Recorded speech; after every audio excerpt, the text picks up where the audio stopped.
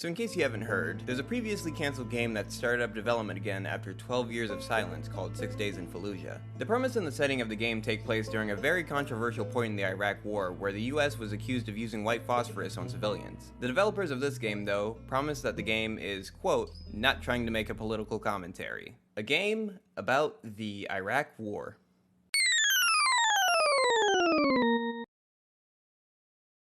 Political themes exist in every medium under the sun, whether it's in the form of good versus evil, rising up against an oppressor, or, committing war crimes in the Middle East. Politics are everywhere, from the movies we watch, the music we listen to, and even the games we play. But politics in gaming has been a touchy subject since forever? Recent years have seen an uprise in social consciousness, with more focus on people of color and LGBT communities. And of course, there are groups crusading around labeling games that focus on these communities as political agendas that don't belong in gaming. But while the existence of people of color or LGBT identifying folk are immediately labeled as political by these groups, games like Call of Duty and now 6 Days in Fallujah are fiercely defended as non-political and should remain free from political agenda. Basically, gaming has split between two sides. The politics are in everything, games can be more than just toys side, and the politics shouldn't be in my games, I'm just trying to have fun side. Some developers have even attempted to get out ahead of everyone beforehand to state that their game isn't going for a political message, such as Ubisoft's The Division 2, a game set in Washington, D.C. about a fictional civil war.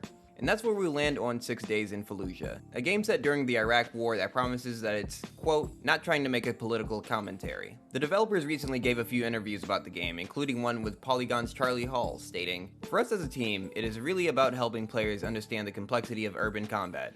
It's about the experiences of that individual that is now there because of political decisions. And we do want to show how choices that are made by policymakers affect the choices that a Marine needs to make on the battlefield. Just as that Marine cannot second guess the choices by the policymakers, we're not trying to make a political commentary about whether or not the war itself was a good or a bad idea." Their approach for 6 Days in Fallujah will be from the perspectives of the US soldiers, will attempt to not make any political commentary, and will also not portray the real-life consequences that came from the US soldiers' use of white phosphorus in close proximity to civilians, which resulted in civilian casualty. Now later in the interview he states that none of the soldiers he talked with for the game gave him any stories about the white phosphorus, but one could only assume that if you're making some sort of media centered around this pivotal point in the Iraq War, you could probably include one of the most controversial and most discussed aspects of it, being the white phosphorus that destroyed the lives of the civilians that lived there. The problem with this is that being the only video game based around this subject, it'll be the only form of media a lot of people will see about it. So to not tell the full story would feel like erasure of the war crime to clean up the image of the American soldiers involved, which in itself becomes a political commentary.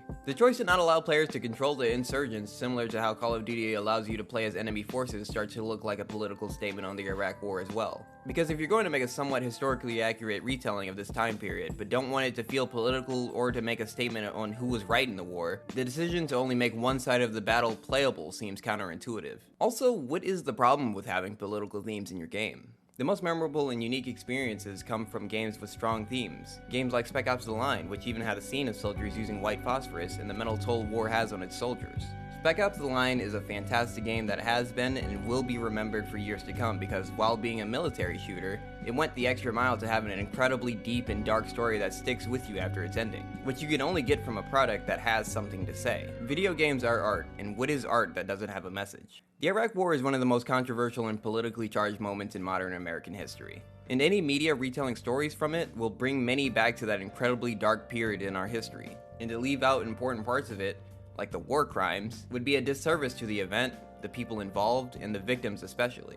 I can't even imagine knowing someone affected by the white phosphorus and seeing a video game come out that completely erases that part and paints the American soldiers as heroes. This looks like another unfortunate case of history being retold by the victors when the more interesting and real story is the one that includes all of the details, and one that isn't afraid to touch political themes. Alright, so there's an update to this story.